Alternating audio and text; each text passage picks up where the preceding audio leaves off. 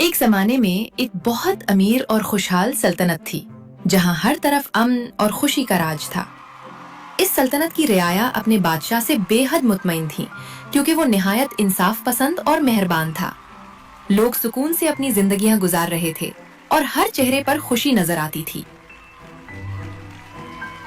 मगर उस महल की मलका बे औलाद थी और उसके दिल में एक ही ख्वाहिश थी कि उसके यहाँ भी एक प्यारी सी औलाद हो जिसकी हंसी से महल गूंज उठे और हर कोना खुशियों से भर जाए। वो अक्सर खामोशी से अपने कमरे की खिड़की से बाहर देखती। बच्चों को खेलते हुए देखकर उसका दिल भर आता और वो दिल ही दिल में दुआ करती कि एक दिन उसकी जिंदगी में भी ये खुशी जरूर आए। ओहो मलका, आज फिर आप कुछ उदास सी लग रही हैं। बादशाह अपनी मलका को तसल्ली देता। वो उसे दिलासा देता कि एक दिन उनकी ये ख्वाहिश जरूर पूरी होगी। मगर मलका की आंखों में छुपी उदासी हर बार जाहिर हो ही जाती। एक दिन मलका शदीद बीमार हो गई और बादशाह उसकी देखभाल में रात दिन मसरूफ रहा। वो एक लम्हे के लिए भी उसके पास से दूर न जाता, मगर अफसोस कोई भी दवा असर नहीं कर रही थी। बादशाह सलामत, हमने हर मुमकिन कोशिश कर ली है मगर कोई भी दवा मलका पर असर नहीं कर रही है। एक आखिरी उम्मीद बाकी है। जंगल की गहराई में एक नायाब सुनहरा फूल है जिसमें बेमिसाल शफा है। तो फिर देर किस बात की, फौरन वो फूल हासिल किया जाए। जी हुजूर, आपका हुक्म सर, आंखों पर वो फूल जरूर लाया जाएगा। सिपाही, मेरी बात गौर से सुनो। बादशाह का हुक्म है, तुम्हें घने जंगल से एक सुनहरा फूल लाना होगा। हकीम ने उस फूल तक पहुंचने का रास्ता एक सिपाही को समझा दिया और सिपाही तेज घोड़े की रफ्तार से दिन भर सफर करता हुआ एक घने जादुई जंगल में पहुंच गया। ये फूल बहुत नायाब था। इसे रिपंजल का फूल कहा जाता था और उस फूल तक पहुंचना आसान नहीं था। इस फूल में एक खास रोशनी थी, मगर हर नेमत की एक कीमत होती है और उसकी भी थी। सिपाही ने एक एक करके उस बाग के सारे रिपंजल के फूल तोड़ लिए और उसी रात महल की तरफ रवाना हो गया। मगर ये फूल जिसके घर के सामने से तोड़े गए थे, वो घर एक चुड़ैल का था जिसका नाम गुथल था, जो बज़ाहिर एक जवान लड़की लगती थी, मगर वो कई 100 साल पुरानी चुड़ैल थी जो उस फूल का रस पी पी कर जवान रहती थी। ठीक उसी दिन जब ये फूल तोड़े गए, वो उन्हीं फूलों का रस तैयार करने की तैयारी कर रही थी।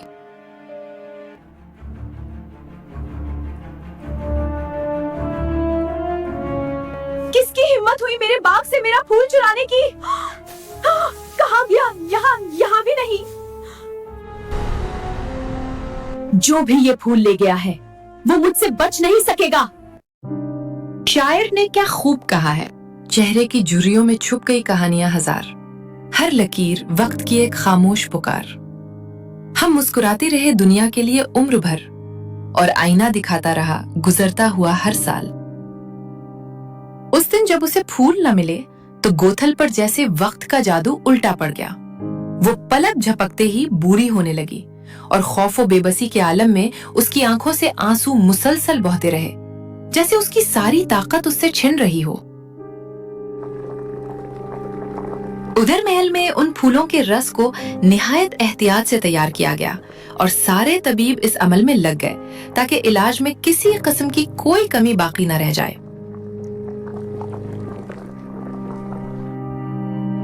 मेरी एहलिया, ये फूल का अरक पीजिए, उम्मीद है आपकी तबीयत बेहतर हो जाएगी।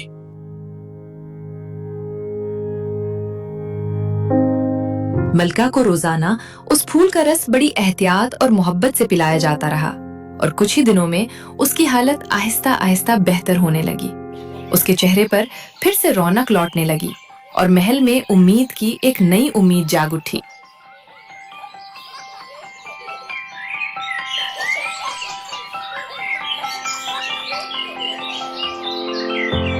फिर एक दिन ऐसा भी आया कि जैसे तकदीर ने मुस्कुराकर उनकी दुआओं को कबूल कर लिया और मलका के यहाँ एक नन्ही सी खुशखबरी आने वाली थी। और फिर कुछ ही महीनों में वो घड़ी भी आ पहुंची जब महल में खुशियों की गूंज सुनाई देने लगी और मलका के यहाँ एक निहायत प्यारी सी बेटी ने जन्म लिया जिसका नाम उसी नायाब फूल के नाम पर रखा गया, रिपंजल। वक्त के साथ साथ रिपंजल बड़ी होने लगी। वो अपनी माँ के साथ हंसती खेलती और उसे सूरज की सुनहरी तस्वीरें बनाने का बेहद शौक था। दिन भर खेलने के बाद वो थक कर सुकून से नींद की आगोश में चली जाती, जैसे हर रात कोई खूबसूरत ख्वाब उसका इंतजार कर रहा हो।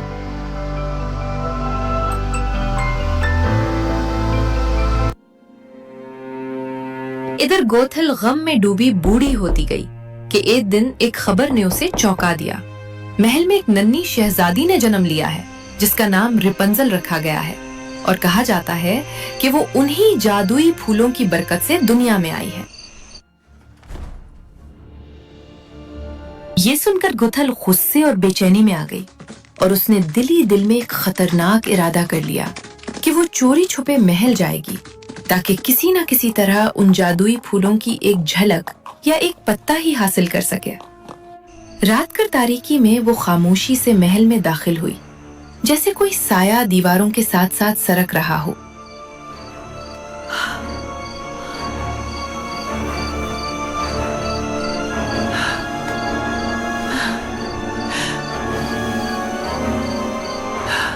मगर जैसे ही उसने रिपंजल को सोता हुआ देखा, वो बेइख्तियार उसकी तरफ खिंची चली गई। नन्ही शहजादी के सुनहरी बाल चांदनी में चमक रहे थे। गुथल ने आहिस्ता से उसके बालों पर हाथ फेरा और जैसे ही उसने ऐसा किया, उसके अंदर एक अजीब सी ताकत दौड़ गई और वो पल भर में फिर से जवान हो गई।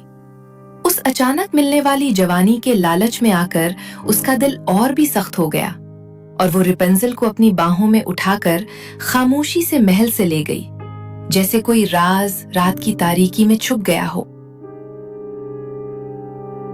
मासूम रेपंजल दिन भर की थकन के बाद गहरी और पुरसुकून नींद में सोई हुई थी। उसे खबर तक ना थी कि उसकी दुनिया बदलने वाली है। गौथल निहायत एहतियात से उसे अपनी गोद में उठाकर आहिस्तगी से घोड़े पर सवार हो गई। आखिरकार गौथल उसे एक बहुत ऊंचे और वीरान मीनार तक ले गई जो हर तरफ से तन्हा खड़ा था। वहां पहुंचकर उसने रेपंजल को उस मीनार में आप कैद कर दिया, जहां न कोई दरवाजा आसानी से पहुंच में था और न ही बाहर निकलने का कोई रास्ता।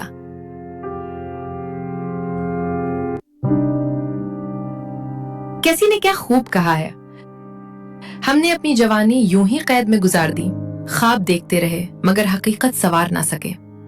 उम्र कैद काटी हमने अपनी ही ख्वाहिशों में और वक्त के हाथों खुद को आजाद ना कर सके।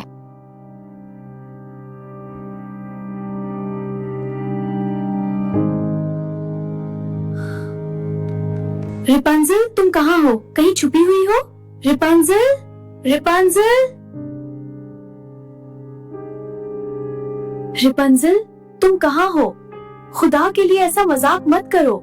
सिपाहियों ने पूरा महल कोने कोने तक छान मारा, हर दरवाजा और हर राहदारी देख डाली, मगर जैसे रिपंजल हवा में गुम हो गई हो, उसका कहीं कोई सुराग न मिल सका। सिपाहियों, फौरन निकल जाओ, रिपंजल को तलाश करो, मुझे हर हाल में इसकी खबर चाहिए। रो मत, हम रिपंजल को ढूंढ लेंगे। बहुत साल गुजर गए, दिन महीनों में और महीने सालों में बदलते गए और रिपंजल अब 18 साल की हो चुकी थी। रिपंजल उसी ऊंचे मीनार में कैद अपनी जिंदगी गुजार रही थी, जहां उसकी दुनिया बस चंद दीवारों तक महदूद थी। गौथल ने उसके सुनहरी बाल कभी न काटे और ना ही काटने दिए, क्योंकि वो उन बालों को छूकर अपनी जवानी वापस हासिल करती थी। मगर मासूम रिपंजल को इस राज और गौथल की इस खुदगर्जी का जर्रा बराबर भी अंदाजा न था। वो तो उसे ही अपनी दुनिया और अपनी माँ समझती थी। मैंने सारी जिंदगी इसी मीनार में गुजारी है, बस दिल करता है कि देखूं बाहर की दुनिया कैसी है। रिपंजल, बाहर की दुनिया बेरहम और संगदिल है, तुम सिर्फ यहीं महफूज हो, सिर्फ मेरे साथ। तुम नहीं जानती बाहर कितनी बुराई है, मैंने हमेशा तुम्हें महफूज रखा है।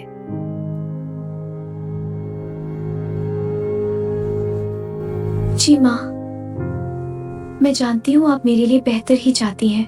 महल में मलिका और बादशाह अपनी गुमशुदा बेटी की याद में तड़पते रहे और वक्त के साथ आहिस्ता आहिस्ता बूढ़े हो गए।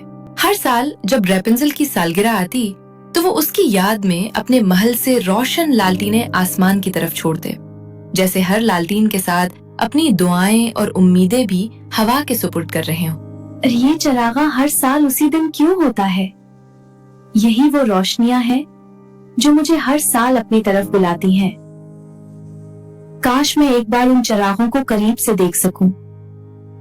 रेपेंजिल को ना अपनी सालगिरह याद थी, ना ही अपने असली माँ बाप के चेहरे, क्योंकि वो बहुत छोटी उम्र में ही कैद हो गई थी। मासूम रेपेंजिल इन रोशन चिरागों की आदी हो गई थी और वो हर साल इनकी तस्वीरें अपने मीनार की दीवारों पर नक्श करती थी। खबीस चोर, तू हमारे हाथ से कैसे बच सकता है? पकड़ो इसे। एक रोज उसी जादुई जंगल में हलचल मच गई जब कुछ सिपाही एक चालाक चोर के पीछे दौड़ रहे थे। उसका नाम फिलिन राइडर था। वो हवा की तरह तेज कदमों से भागता, दरख्तों के बीच से निकलता और हर मोड़ पर सिपाहियों को चकमा देने की कोशिश कर रहा था। वो अपने घोड़े पर सवार होकर हवा से बातें करता दौड़ा और घने दरख्तों के बीच से गुजरता हुआ एक सुनसान गार तक जा पहुंचा, जहां वो दबे कदमों से अंदर गया और खामोशी से खुद को छुपा लिया, क्योंकि सिपाही उसका पीछा नहीं छोड़ रहे थे। आखिर वो महल का एक खास ताज चुराकर फरार हुआ था।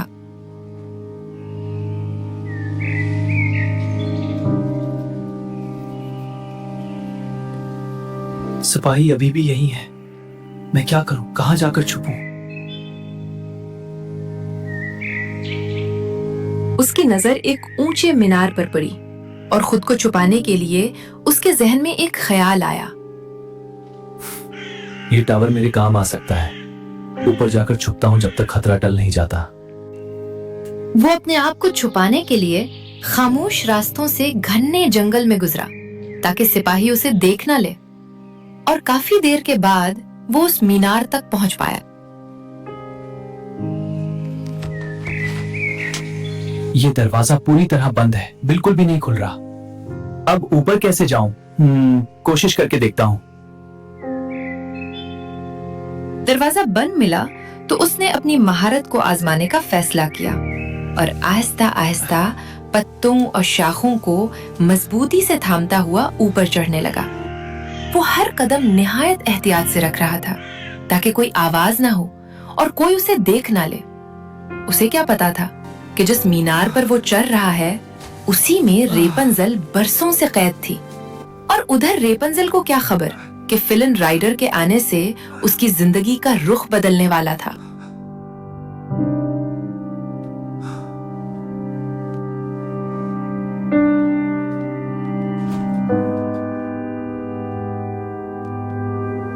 आखिरकार जब वो ऊपर पहुंचा तो थकन से निढाल हो चुका था। वो वहीं बैठ गया और चंद ही लम्हों में गहरी नींद में डूब गया।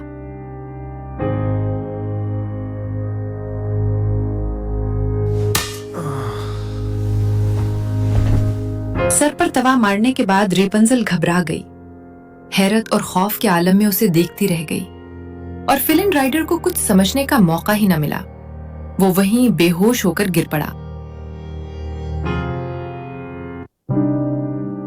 रेपंजल की नजर फिलिन राइडर के चुराए हुए ताज पर पड़ी।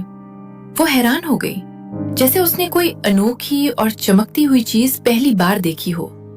उसने धीरे से आगे बढ़कर बड़े एहतियात से उसे उठाया, आंखों में हैरत और तजस्सुस लिए, जैसे वो किसी अनजाने राज को समझने की कोशिश कर रही हो, और फिर बड़े प्यार से उसे अपने सर पर सजा लिया। उतनी देर में फिलिन राइडर को होश आ गया। उसे कुछ समझ न आया कि वो बेहोश क्यों हुआ था। उसे ये भी अंदाजा न हुआ कि उसके बैग में अब ताज मौजूद नहीं था, और वो मीनार से जाने लगा।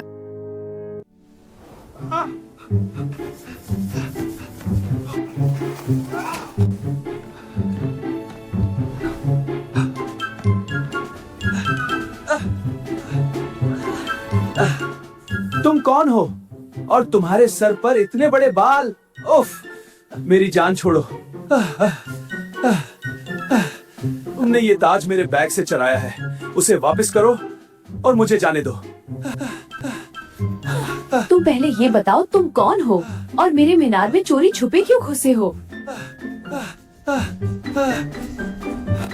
हर कोने की तलाशी लो, वो दूर नहीं गया होगा।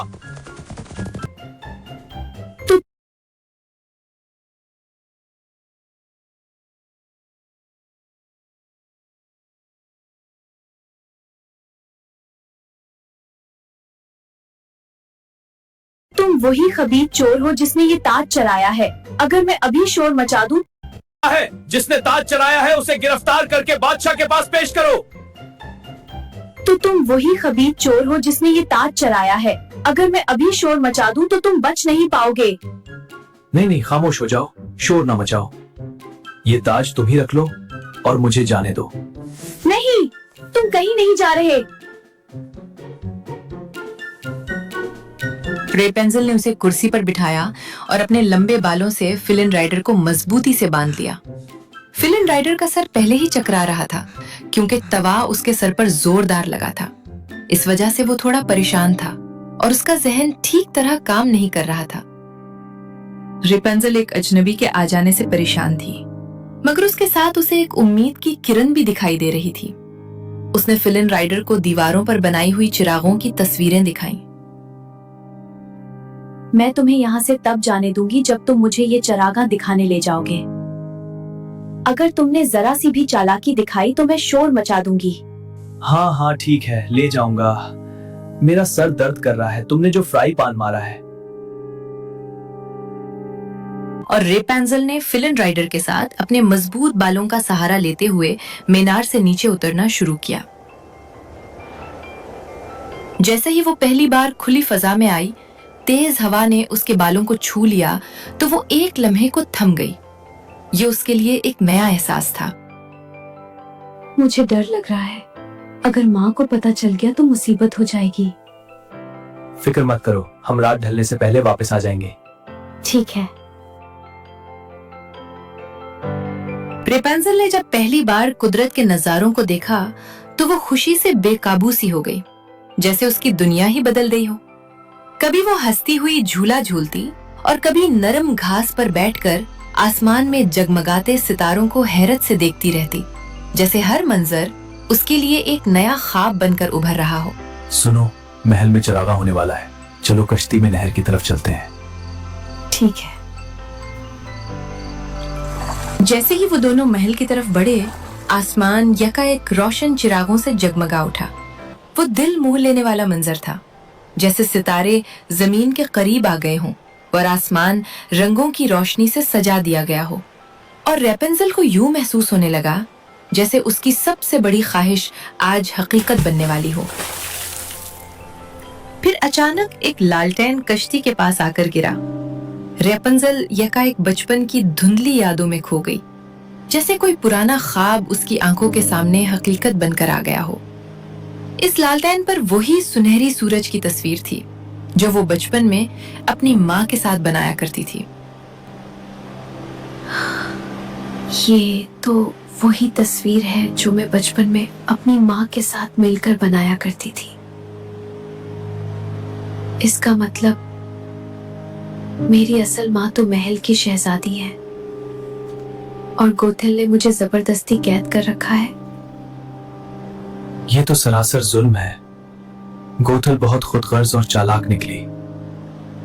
तुम्हें अपने असल घर वापस जाना होगा। हमें वापस मीनार जाना होगा क्योंकि मैं ताज वहीं छोड़ आई हूँ। ठीक है। वो दोनों खामोशी से मीनार की तरफ बढ़े, इस उम्मीद के साथ कि वो ताज उठाकर उस मीनार को हमेशा के लिए छोड़ देंगे। दरवाजा पूरी तरह बंद नहीं है। लगता है गोथल ऊपर होगी।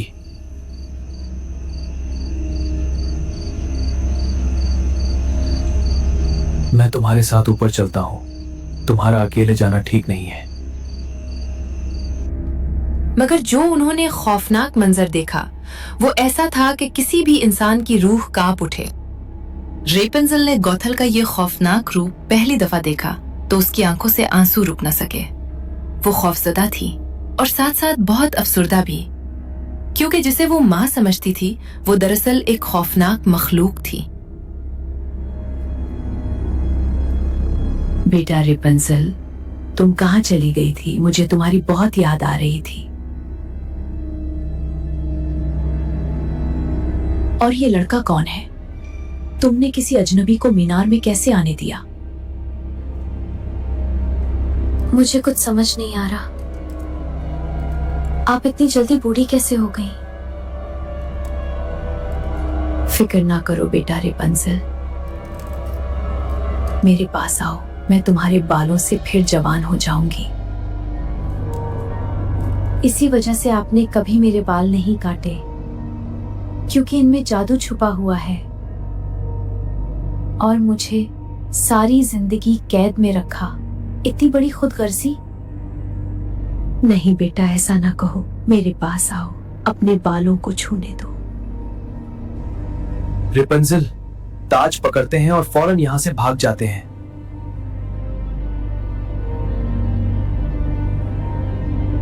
नहीं, आज ही इस कहानी का खात्मा होगा।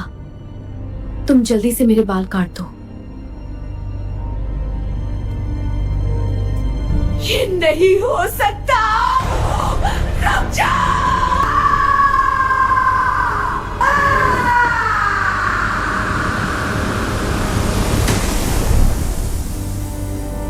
और यूं गुथल हमेशा के लिए इस दुनिया से मिट गई, जैसे उसका नामो निशान ही बाकी ना रहा हो।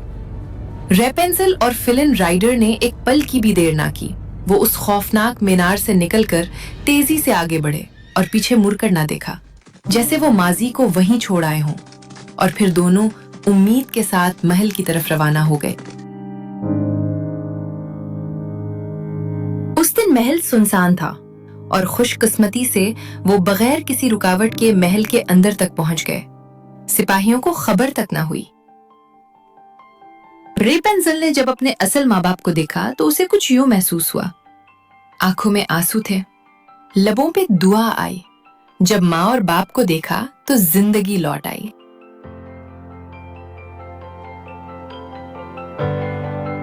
बेटा, तुम अंदर कैसे दाखिल हुई और इतना रो क्यों रही हो?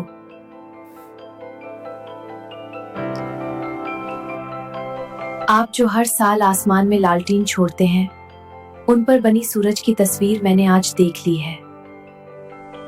रेपंजल, तुम्हें कौन उठा कर ले गया था? तुम कहाँ चली गई थी? रेपेंजल ने अपने माँ बाप को अपनी कहानी सुनाई कि गुथल कौन थी और कैसे उसने उसके जादुई बालों को कैद रखा और किस तरह फिलिन राइडर उसकी जिंदगी में उम्मीद बनकर आया। बेटी, लालटीन पर बनी सूरज की तस्वीर हमारी आखिरी उम्मीद थी। हम उसे जानबूझकर आसमान में छोड़ते थे ताकि तुम जहां भी हो उसे देख लो। और आखिरकार हमारी बेटी ने देख लिया और हमारे पास दौड़ी चली आई। और यूं रेपेंजल अपनी असल माँ बाप से जा मिली और तीनों आखिरकार एक दूसरे से मिलकर बेहद खुश हो गए, जैसे बरसों की दूरी एक लम्हे में खत्म हो गई हो और उनकी दुनिया फिर से मुकम्मल हो गई हो। बादशाह और मालिका फिलिन राइडर से बहुत खुश हुए। उन्होंने रेपेंजल की पसंद को अपनाया और यूं खुशियों और दुआओं के साथ दोनों की शादी कर दी गई। मगर आखिर में फिलिन राइडर ने रेपेंजल को एक हैरत अंगेज तोहफा दिया।